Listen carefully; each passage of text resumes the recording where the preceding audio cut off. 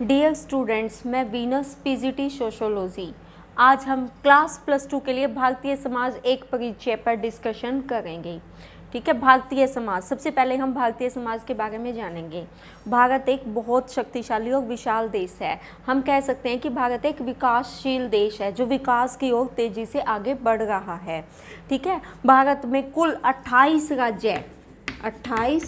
राज्य और 9 केंद्र शासित प्रदेश पाए जाते हैं। ठीक है, 7 धर्मों की यहाँ पर प्रधानता पाई जाती है। भारत में कुल कितने धर्म पाए जाते हैं? 7 धर्म। जबकि भारत एक धर्मनिरपेक्ष राष्ट्र है, यानी कि हमारे राष्ट्र का अपना कोई धर्म नहीं है। सभी धर्मों को यहाँ पर बराबर अधिकार दिए गए हैं। ठीक है, 1757 में भारत पर अंग्रेजों ने कब्जा कर लिया था, यानी कि भारत को उपनिवेश बना लिया था इंग्लैंड ने। इंग्लैंड का उपनिवेश हुआ करता था भारत। उपनिवेशवाद कहते किसे हैं? उपनिवेशवाद एक ऐसी व्यवस्था है जब कोई शक्तिशाली देश किसी कमजोर देश पर अपना आधिपत्य यानी कि अपना कब्जा कायम कर लेता है और शासन की बागडोर, उस देश की शासन की बागडोर को अपने हाथ में ले लेता है और कमजोर देश का भरपूर शोषण करने लगता है। तो उस चीज़ को क्या कहा जाता है? उपनिवेशवाद का नाम दिया जाता है। ठीक है, मतलब उपनिवेशवाद एक ऐसी व्यवस्था है जब कोई शक्तिशाली देश किसी कमजोर देश की शासन व्यवस्था पर अपना आधिपत्य जमा लेता है या अपना कब्जा कर लेता है, तो उसको उपनिवेशवाद का नाम दिया गया है। ठीक है, अंग्रेजों ने भारत की शासन व्यवस्था पर अधिकार कर लिया था। वे सबसे पहले भारत में व्यापारी बनकर आए थे। क्योंकि जो पश्चिमी देश थे वहाँ पर औद्योगिक क्रांति आई थी। औद्योगिक क्रांति आने से वहाँ उत्पादन बहुत ज़्यादा बढ़ गया था। उस उत्पादन को खपाने के लिए अंग्रेजों को मंडियों की आवश्यकता थी। इन मंडियों को उन्होंने एशिया के और अफ्रीका के देशों में ढूंढना शुरू कर दिया। एशिया और अफ्रीका के देशों में अपने माल को बेचने के लिए उन्होंने वहाँ पर मंडियाँ ढूंढनी शुरू कर दी और कच्चे माल की भी उनको सबसे ज़्यादा आवश्यकता थी। अंग्रेज क्या करते थे? भारत से कच्चा माल सस्ते दामों पर लेके जाते और वहाँ से तैयार माल को, मशीनों द्वारा तैयार माल को यहाँ पर महंगे दामों पर बेचा जाता। इस तरह से हमारा डबल शोषण हो रहा था। मतलब कच्चा माल भी हम सस्ते दामों पे दे रहे हैं और तैयार माल भी हमें महंगा मिल रहा है। मतलब तैयार माल को इससे हमारे कुटीर उद्योग भी खत्म हो गए, क्योंकि कुटीर उद्योगों में जो माल तैयार होता था वो टिकाऊ होता था, महंगा होता था, और मशीनी माल कुटीर उद्योगों में तैयार माल की अपेक्षा महंगा होता था और सस्ता होता था, और वो लोगों के खपाने के लिए भी एक ज़रूरत थी। किसकी? इंग्लैंड की, क्योंकि इंग्लैंड मंडियाँ ढूंढ रहा था और वो मंडियाँ उनको कहाँ मिली?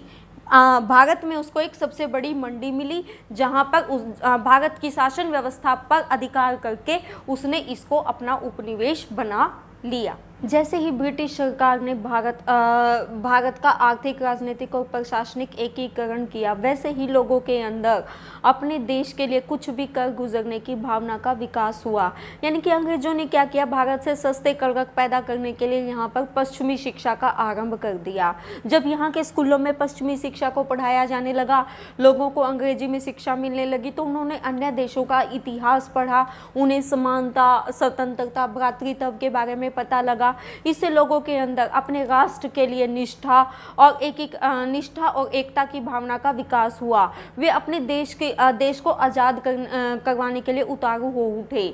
मतलब जैसे ही ब्रिटिश सरकार ने भारत का आर्थिक, राजनीतिक, प्रशासनिक एकीकरण किया, मीन्स एक झंडे के नीचे छोटी छोटी रियासतों को जब ले आया गया और पश्चिमी शिक्षा का आरंभ किया गया, तो लोगों में राजनीतिक चेतना का उदय हुआ। वो अपने देश को आज़ाद करवाने के लिए तैयार हो गए और स्वतंत्रता आंदोलन करने लगे, और भारतीयों ने अपने देश को ब्रिटिश शासन से मुक्त कराने के लिए आंदोलन छेड़ दिए। यानी कि राष्ट्रवाद का विकास विकास के पीछे अगर कोई प्रमुख कारक था तो वो था पश्चिमी शिक्षा। यानी कि पश्चिमी शिक्षा भारतीयों को देना अंग्रेजों की एक गलती ही मानी जा सकती है, जिन्होंने अंग्रेजों की नींव को हिला दिया। नेक्स्ट है राजनीतिक और प्रशासनिक एकीकरण। मतलब जब एक झंडे के नीचे पूरा भारत आ गया, भारत जो जहाँ पर विभिन्नता में एकता पाई जाती है, ठीक है, मतलब अलग अलग राज्य, अलग अलग लोग, अलग अलग तरीके की डिशेस, अलग अलग तरह के पहनावे, अलग अलग तरह के त्योहार, तो भी वो एक झंडे के नीचे रहते हैं। तो उन लोगों के अंदर राष्ट्रीय चेतना का विकास हुआ।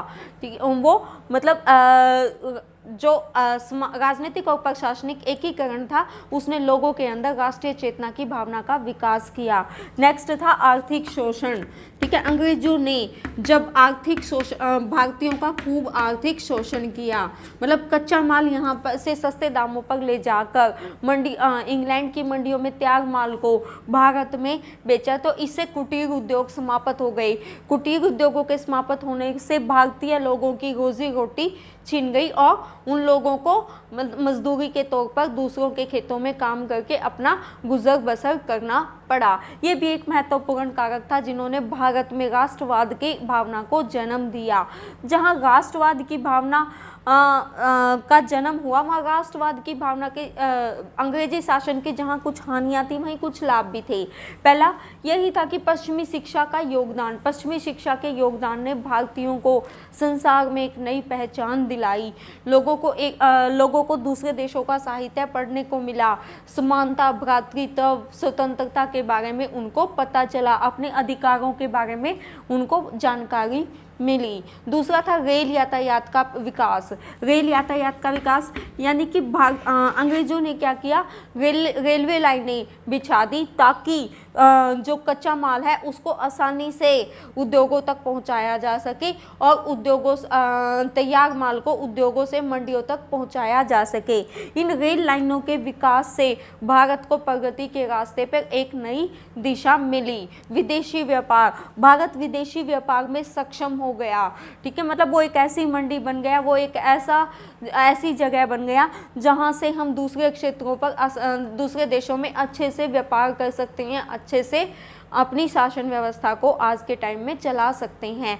मीन्स भारत, अगर हम अब की बात करें तो भारतीय समाज एक ऐसा समाज है जहां पर 28 राज्य हैं, 9 केंद्र शासित प्रदेश हैं, 7 धर्म पाए जाते हैं, सभी धर्मों के लोग आपस में मिलजुल कर रहते हैं। भारत एक बहुधर्मी समाज, भारत में एक बहुधर्मी समाज पाया जाता है, अलग अलग धर्मों के लोग रहते हैं। सबसे ज़्यादा जनसंख्या जो है वो हिंदू धर्म की है, हिंदू धर्म के लोग सबसे ज़्यादा यहाँ पर निवास करते हैं। और सबसे कम मात्रा में अगर कोई धर्म पाया जाता है तो वो है पारसी धर्म। और बम्बई में कौन सा धर्म सबसे ज़्यादा प्रचलित है, वो है बौद्ध धर्म। बौद्ध धर्म के लोग बम्बई में सबसे ज़्यादा पाए जाते हैं। मतलब बौद्ध धर्म सबसे ज़्यादा प्रचलित कहाँ पाया जाता है, बम्बई में। इसके अलावा सबसे बड़ा धर्म कौन सा हुआ, हिंदू धर्म। दूसरे नंबर पे जो धर्म आता है वो कौन सा धर्म है, मुसलमान धर्म। उसके बाद देखो पारसी धर्म सबसे छोटा धर्म है और बौद्ध धर्म सबसे ज़्यादा मुंबई में प्रचलित है। भारत में एक विभिन्नता में एकता पाई जाती है। प्राचीन समाज का आज भी भारत में कहीं ना कहीं प्राचीन समाज के तत्व भारत में आज भी कहीं ना कहीं देखे जाते हैं। विभिन्नता में एकता कैसे, मतलब यहाँ पे अलग अलग पहनावे वाले लोग रहते हैं, अलग अलग संस्कृति के लोग रहते हैं, लेकिन वे फिर भी मिलजुल कर एक दूसरे के त्योहारों को सेलिब्रेट करते हैं, इकट्ठे मिलकर त्योहारों को मनाते हैं। भारत में 22 भाषाएं बोली जाती हैं। पूरे भारत में 22 भाषाओं को मान्यता प्राप्त है। केवल 40% लोग हिंदी बोलते हैं। हिंदी को भारत की राजभाषा घोषित किया गया है। भारत की आत्मा गाँव में बसती है, यानी कि ज़्यादातर जनसंख्या भारत की गाँव में निवास करती है। प्राचीन समय में हमारे गांव पूरी तरह से आत्मनिर्भर हुआ करते थे, यानी कि गांव के अंदर जो उत्पादन होता था वहां के लोग उसी से काम चलाते थे। यानी कि वस्तु विनिमय प्रणाली पाई जाती है। वस्तु विनिमय मतलब सेवाओं और कार्य के बदले में भी अनाज को अनाज दिया जाता था, मतलब काम के बदले में अनाज, इस तरह से कार्य किया जाता था। ठीक है, 66% जनसंख्या ग्रामीण क्षेत्र में रहती है और 34% जनसंख्या नगरों में निवास करती है। 66% जनसंख्या गाँव में निवास करती है और 34% जनसंख्या नगरों में निवास करती है। जहाँ तक साक्षरता दर की बात है, भारत में पुरुष जो है वो 75% पुरुष साक्षर हैं और 54% स्त्रियां साक्षर हैं। क्षेत्रफल की दृष्टि से देखा जाए तो भारत का संसार में 8वां स्थान है और जनसंख्या के हिसाब से अगर देखा जाए तो भारत दूसरे नंबर पर आता है। पहले नंबर पर चीन, दूसरे पे भारत। ठीक है, नई जनसंख्या नई जो जनगणना है वो 2021 में होनी है, 2021 में होनी है।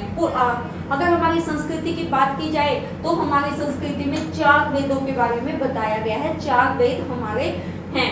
सबसे पुराना वेद है ऋग्वेद, यजुर्वेद, सामवेद, अथर्ववेद। ठीक है, मतलब ऋग्वेद, यजुर्वेद, सामवेद, अथर्ववेद। ठीक है, मतलब 16 पुराण और 4 वेदों के बारे में भारतीय संस्कृति में पूरा उल्लेख पाया जाता है।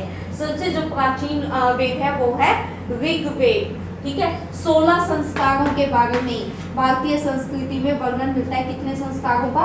16 संस्कारों का। ठीक है, एक जन्म से लेकर मृत्यु तक एक व्यक्ति को 16 संस्कारों से गुजरना पड़ता है। ठीक है, मतलब हमारी सभ्यता जो है वो वैदिक सभ्यता हुआ करती थी। यहाँ पर यज्ञ का पूरा महत्व होता था।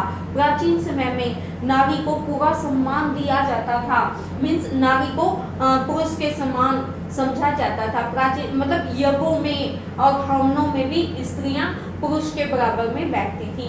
आज साक्षरता के आने से फिर यही साक्षरता दर के बढ़ने से फिर यही स्त्रियों को उचित सम्मान दिया जाने लगा है।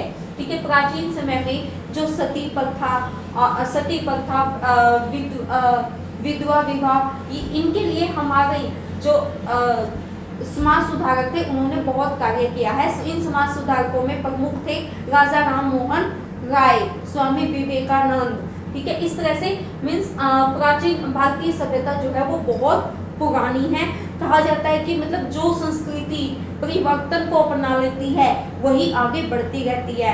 नहीं तो काफी देश ऐसे भी हैं जो अपनी संस्कृति के खत्म होने से, परिवर्तन को ना अपना पाने के कारण समाप्त हो गए। लेकिन भारतीय समाज एक ऐसा समाज है जो परिवर्तन को तेजी से अपनाता है और इसी वजह से वो आज भी विकास के रास्ते पर तेजी से अग्रसर हो रहा है। मतलब जैसे ही भारत आजाद हुआ हमारे पास इतने संसाधन भी नहीं थे कि हम अपनी अर्थव्यवस्था को अच्छे से चला सके। और 1947 में भारत का बंटवारा होने के बाद 2 हिस्सों में हमारा देश बंट गया था। ना हमारी रक्षा प्रणाली इतनी मजबूत थी, लेकिन आज के टाइम पे मतलब परिवर्तन को अपनाते हुए, तेजी से विकास के रास्ते को अपनाते हुए हम विकासशील देशों की श्रेणी में अग्रसर।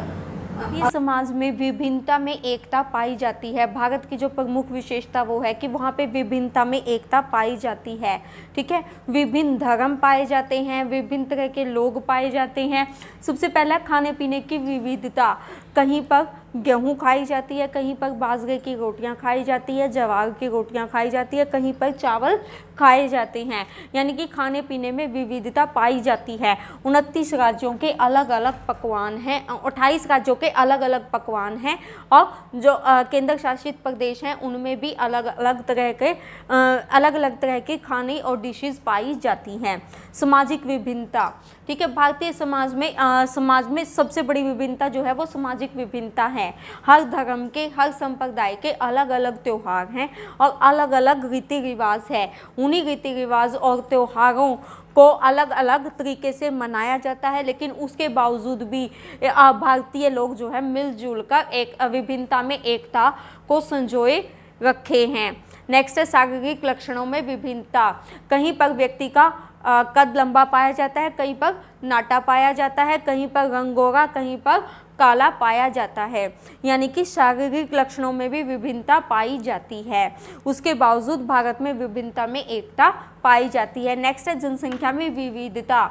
देखो मतलब जो पर्वतीय क्षेत्रों में लोग रहते हैं उनका रंग साफ होता है, और जो भूमध्य रेखा के निकट रहते हैं, भूमध्य रेखा के निकट रहने वाले लोगों का रंग सांवला पाया जाता है, और ये लोग नाटे होते हैं। लेकिन जो उत्तर भारत में रहते हैं लोग, उनका कद जो है वो थोड़ा सा लंबा होता है। और इस तरह से भारत में जनसंख्या में भी विविधता पाई जाती है, तो भी भारत में विभिन्नता में एकता पाई जाती है। मतलब अलग अलग धर्म, अलग अलग संस्कृति, अलग अलग परंपराओं को मानने वाले अलग अलग संप्रदाय के लोग यहाँ पर रहते हैं, लेकिन वो फिर भी एक दूसरे के त्योहारों को, एक दूसरे के खाने पीने को, एक दूसरे की संस्कृति को अपनाए हुए हैं। यहाँ विभिन्नता में एकता का तत्व पाया जाता है।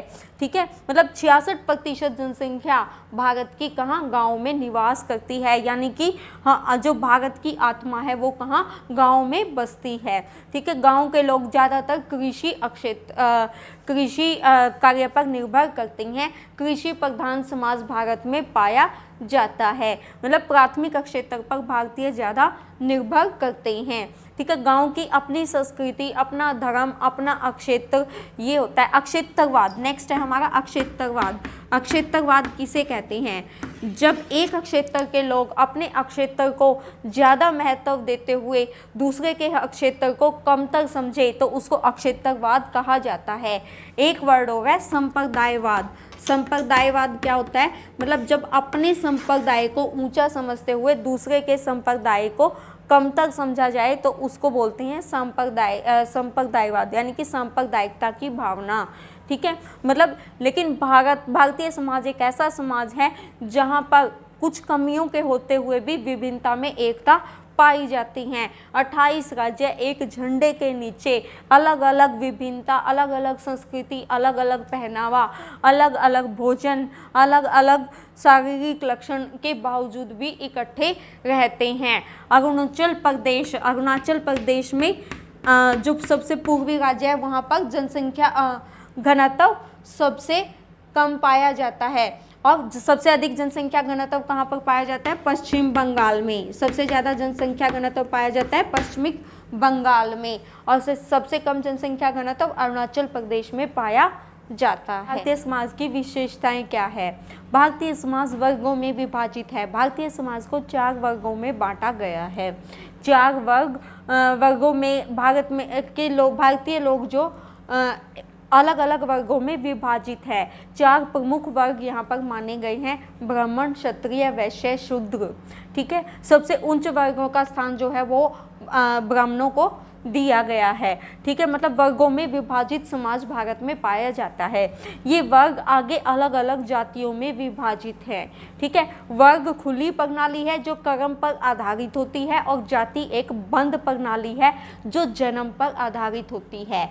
जन्म से जो व्यक्ति जिस जाति में जन्म लेता है वो उसी जन्म का कहलाता है। लेकिन वर्ग जो है वो बदले जा सकते हैं कर्म के द्वारा। नेक्स्ट पॉइंट है हमारा प्रजातंत्र या लोकतंत्र, यानी कि प्रजा का शासन, यानी कि लोगों का शासन, लोगों के द्वारा चलाया जाने वाला शासन। भारत में प्रजातंत्र यानी कि लोकतंत्र पाया जाता है। लोगों के द्वारा चलाया जाने वाला शासन। मतलब हर 5 साल बाद हम अपना नुमाइंदा वोटिंग के द्वारा खुद चुनते हैं। वोट डालकर हम अपना खुद नियुक्त करते हैं, हम अपनी सरकार को हम खुद चुनते हैं वोट डालकर। ठीक है, हर व्यक्ति जो 18 वर्ष से ऊपर जिसकी आयु है वो वोट डालने का अधिकारी होता है। नेक्स्ट है धर्मनिरपेक्षता। भारत में राज्य का कोई भी अपना धर्म नहीं है। सब धर्मों को बराबर महत्व दिया जाता है, सब धर्मों को इक्वल समझा जाता है, सभी व्यक्तियों को एक समान दर्जा दिया जाता है, सभी को एक जैसे अधिकार दिए गए हैं। ठीक है, वैसे भारत में 7 प्रमुख धर्म पाए जाते हैं, जिनमें से हिंदू धर्म सबसे बड़ा धर्म है, दूसरे नंबर पर मुस्लिम धर्म आता है, और सबसे कम जो व्यक्ति है वो पारसी धर्म के पाए जाते हैं, जो हैं 0.02%। ठीक है, और इसमें से भी ज़्यादातर व्यक्ति इजराइल चले गए हैं। नेक्स्ट है हमारा साक्षरता की ओर अग्रसर। भारतीय समाज तेजी से एजुकेशन यानी कि शिक्षित समाज में बदलता जा रहा है, साक्षरता की ओर आगे बढ़ता जा रहा है। अब जो साक्षरता की दर का आंकड़ा है वो तेजी से बढ़ता जा रहा है। महिलाओं को भी बराबर में पुरुषों के समान एजुकेशन यानी कि साक्षरता मिल रही है, और मतलब भारतीय समाज तेजी से विकास की ओर बढ़ता जा रहा है। इसके बाद नेक्स्ट पॉइंट है हमारा पुरुषार्थ। पुरुषार्थ होता क्या है? पुरुषार्थ होता है व्यक्ति का मनोरथ या इच्छा। ठीक है, एक व्यक्ति की पूरी जिंदगी को 4 भागों में बांटा गया है। पुरुषार्थ के अंदर ये हिंदू धर्म में पाया जाता है व्यक्ति का मनोरथ या इच्छा। व्यक्ति की इच्छा, मनुष्य की इच्छा जो है वो शुरू से ही सुखी जीवन जीने की रही है, और वो पुरुषार्थ प्रणाली व्यक्ति की इन्हीं इच्छाओं, आवश्यकताओं और जरूरतों को पूरा करती है, जो मानवीय जीवन का आधार होती है। ये 4 जो विशेषताएं वो कौन कौन सी हैं? धर्म, अर्थ, काम और चौथी है मोक्ष। ठीक है, धर्म, अर्थ, काम, मोक्ष। ठीक है, धर्म में क्या होता है? व्यक्ति नैतिक आचरण करता है, नियमों के अनुसार चलता है और उन्हीं नियमों का पालन करके एजुकेशन ग्रहण करता है। नेक्स्ट है अर्थ। व्यक्ति का प्रमुख कार्य धन कमाना और खर्च करना यानी कि भौतिक इच्छाओं की पूर्ति करना अर्थ के अंतर्गत आता है। नेक्स्ट है काम। विवाह करना और विवाह द्वारा संतान उत्पत्ति करके वंश को आगे बढ़ाना काम के अंदर प्रमुख उद्देश्य माना जाता है। नेक्स्ट है मोक्ष। मोक्ष व्यक्ति के जीवन का अंतिम पड़ाव होता है, जहाँ पर व्यक्ति अपने पूरे सुखी जीवन को जी लेने के बाद अपने लिए मोक्ष की प्रार्थना करता है। पुरुषार्थ व्यक्ति के कर्तव्यों को निश्चित करता है और व्यक्ति का मार्गदर्शन करता है। भारतीय समाज में पुरुषार्थ का अपना एक विशेष महत्व रहा है। भारत में हिंदू धर्म जो है वो सबसे प्राचीन धर्म माना जाता है, और हिंदू धर्म की रीढ़ की हड्डी का काम करती है आश्रम व्यवस्था। आश्रम व्यवस्था जिसमें एक व्यक्ति के जीवन को मतलब अनुमानतः एक व्यक्ति की आयु 100 वर्ष मानी गई है। उन 100 वर्षों को 25-25 वर्ष के भागों में 4 भागों में बांटा गया है, जिसमें से पहला है ब्रह्मचर्य आश्रम यानी कि जन्म से 25 वर्ष तक व्यक्ति ब्रह्मचर्य का पालन करता है। इस समय में वह गुरु के समीप रहकर शिक्षा ग्रहण करता है और अपने कैरियर को बनाने के लिए उचित कार्य सीखता है, ताकि वो पैसे कमा सके और अपने परिवार का अच्छे से लालन पालन कर सके। नेक्स्ट आता है गृहस्थ आश्रम।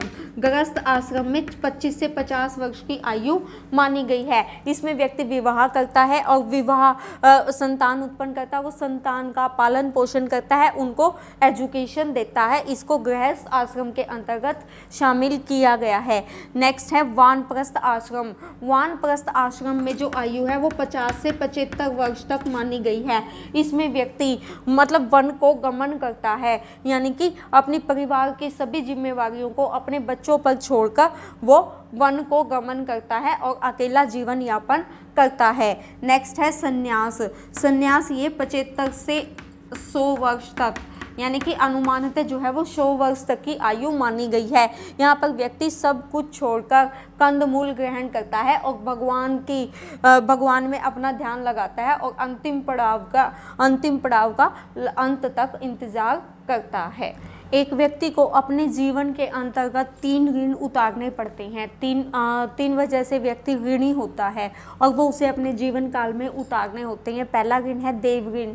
देव ऋण मतलब एक व्यक्ति देवताओं का ऋणी होता है, क्योंकि उन्होंने उसे भोजन, पानी, हवा, वायु, भूमि सब कुछ उपलब्ध करवाया है, इसलिए उसको यज्ञ करके देवों को आहुति देनी पड़ती है और देव ऋण उतारना पड़ता है। यानी कि व्यक्ति की जिंदगी में 3 ऋण होते हैं। पहला है देव ऋण, जो एक व्यक्ति को यज्ञ करके देवों को आहुति देकर अपना ऋण उतारना पड़ता है, क्योंकि भूमि, जल, वायु सब कुछ उसको देवों ने उपलब्ध करवाया है और इन्हीं के द्वारा उसने अपना जीवन यापन किया है। नेक्स्ट है पितृ ऋण। पितृ ऋण यानी कि व्यक्ति जो है माता पिता का पूरी तरह से ऋणी होता है, जिन्होंने उसे जन्म देकर पालन पोषण कर इस लायक लायक बनाया है कि वो अपने जीवन में आगे बढ़ सके, ठीक है, अपने वंश में वृद्धि कर सके। इसलिए उसको पितृ ऋण भी उतारना पड़ता है, अपने माता पिता की सेवा करके और उनको हर एक चीज़ की सुविधा देकर पितृ ऋण उतारना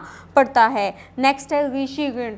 ऋषि ऋण यानी कि व्यक्ति जो है वो उन ऋषियों का भी ऋणी होता है जिन्होंने उसको एजुकेशन यानी कि शिक्षा उपलब्ध करवाई और जीवन में आगे बढ़ने के रास्ते दिखाए। और ऋषि ऋण भी व्यक्ति को अपने जीवन के अंतर्गत अपने जीवन काल में ही उतारना पड़ता है। यानी कि 3 ऋणों के बारे में बताया गया है। पहला एक जो व्यक्ति को अपनी ज़िंदगी में उतारने पड़ते हैं, पहला है देव ऋण, दूसरा है पितृ ऋण, तीसरा है ऋषि ऋण। हमारी सभ्यता और संस्कृति में इन 3 ऋणों का पूरी तरह से उल्लेख दिखाया गया है, ठीक है। मतलब हिंदू संस्कृति के अंतर्गत 3 ऋणों के बारे में बताया गया है, देव ऋण, पितृ ऋण, ऋषि ऋण। भारत में 7 प्रमुख धर्म पाए जाते हैं। उसके बाद नेक्स्ट है परिवार। परिवार यानी कि भारत में पहले संयुक्त परिवार प्रणाली पाई जाती थी, लेकिन आज के समय में एकल परिवार प्रणाली पाई जाती है। संयुक्त परिवार प्रणाली एक ऐसा बड़ा परिवार जिसमें दादा दादी, चाचा चाची, ताऊ ताई, मतलब इस तरह से एक बड़ा परिवार पाया जाता था जिनकी एक संयुक्त रसोई होती थी। उस संयुक्त रसोई में ही खाना बनता था और पुरुष जो थे वो बाहर का काम करते थे, यानी कि खेत का और नौकरी का कार्य करते थे। महिलाएं केवल घर ही संभालती थी। नेक्स्ट है विवाह। विवाह के अंतर्गत कुछ नियमों के अनुसार समाज में कुछ तय नियम होते हैं जिनसे विवाह जैसी संस्था को स्थापित किया गया है ताकि समाज को एकीकृत किया जा सके, समाज को नियमबद्ध किया जा सके। विवाह एक ऐसी संस्था है जिससे व्यक्ति की जो संतान उत्पत्ति है उसको वैध माना जाता है। यानी कि विवाह जो है वो एक सप्तपदी पर आधारित भारत की सामाजिक सांस्कृतिक विशेषता है जो पूरे समाज को और पूरी जाति या वर्ण को एक सूत्र में बांधे हुए है। नेक्स्ट है लोकतंत्र। लोकतंत्र या प्रजातंत्र यानी जनता का जनता के द्वारा और जनता के लिए शासन, यानी कि व्यक्ति अपना नुमाइंदा खुद चुनते हैं, वो उनके लिए उनकी शासन व्यवस्था को सुचारू रूप से चलाता है। हर 5 साल बाद हमारे यहाँ चुनाव होते हैं और चुनाव जो है वो निष्पक्ष ढंग से होते हैं। जनता जो है वो अपने नुमाइंदे को सवै वोट डालकर चुनती है। नेक्स्ट है स्त्रियों की स्थिति। मतलब किसी भी देश की सामाजिक सांस्कृतिक व्यवस्था में स्त्रियों की स्थिति अपना महत्वपूर्ण स्थान रखती है। कैसे? साक्षरता दर भारत में जो है वो तेजी से बढ़ती जा रही है। स्त्रियों को पुरुषों के समान दर्जा दिया जाता है। वे घर से निकलकर बाहर भी कार्य पर जाने लगी हैं। स्त्रियों की स्थिति जो है वो समाज में पहले से भी ज़्यादा अच्छी हो गई है। वैसे भी ये माना जाता है कि वैदिक काल में स्त्रियों की स्थिति बहुत अच्छी हुआ करती थी। नेक्स्ट है शिक्षा।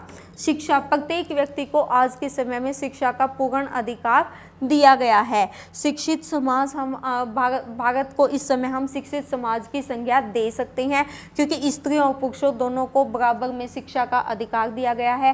प्रत्येक व्यक्ति अपनी इच्छा से शिक्षा ग्रहण कर सकता है।